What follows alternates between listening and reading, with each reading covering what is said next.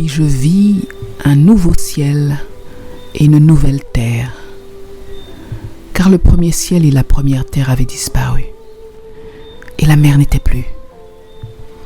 Et je vis descendre du ciel d'auprès de Dieu la ville sainte, la nouvelle Jérusalem, préparée comme une épouse qui s'est parée pour son époux. Et j'entendis du trône une forte voix qui disait: Voici le tabernacle de Dieu avec les hommes. Il habitera avec eux. Et ils seront son peuple. Et Dieu lui-même sera avec eux.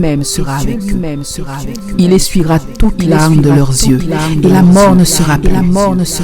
Et il n'y aura plus ni deuil, ni cri, ni douleur, car les premières choses. Et celui qui était assis sur le trône dit: Voici, je fais toutes choses nouvelles. Et il dit, écris, car ces paroles sont certaines et véritables. Et il me dit: c'est fait. Je suis l'alpha et l'oméga, le commencement et la fin. À celui qui a soif, je donnerai de la source de l'eau de la vie, gratuitement. Celui qui vaincra héritera ces choses. Je serai son Dieu, et il sera mon fils. Mais pour les lâches, les incrédules, les abominables, les meurtriers, les impudiques, les enchanteurs, les idolâtres et tous les menteurs, leur part sera dans l'étang ardent de feu et de soufre, ce qui est la seconde mort. Puis un des 7 anges qui tenait les 7 coupes remplies des 7 derniers fléaux vint. Et il m'adressa la parole en disant: Viens, je te montrerai l'épouse, la femme de l'agneau. Et il me transporta en esprit sur une grande et haute montagne. Et il me montra la ville sainte, Jérusalem, qui descendait du ciel d'auprès de Dieu, ayant la gloire de Dieu. Son éclat était semblable à celui d'une pierre très précieuse, d'une pierre de jaspe, transparente comme du cristal. Elle avait une grande et haute muraille. Elle avait 12 portes, et sur les portes 12 anges, et des noms écrits, ceux des 12 tribus des fils d'Israël.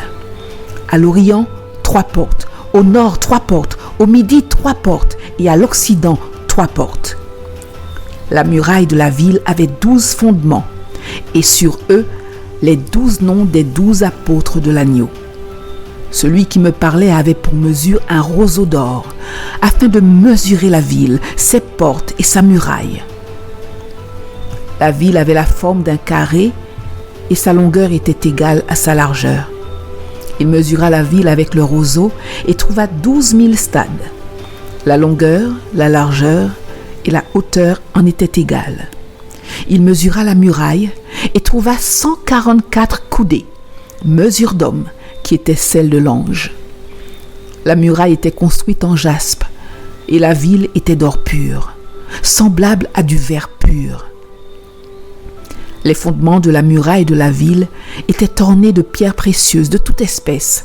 Le premier fondement était de jaspe, le second de saphir, le troisième de chalcédoine, le quatrième d'émeraude, le cinquième de sardonyx, le sixième de sardoine, le septième de chrysolite, le huitième de béryl, le neuvième de topaze, le 10e de chrysophrase, le 11e d'hyacinthe, le 12e d'améthyste.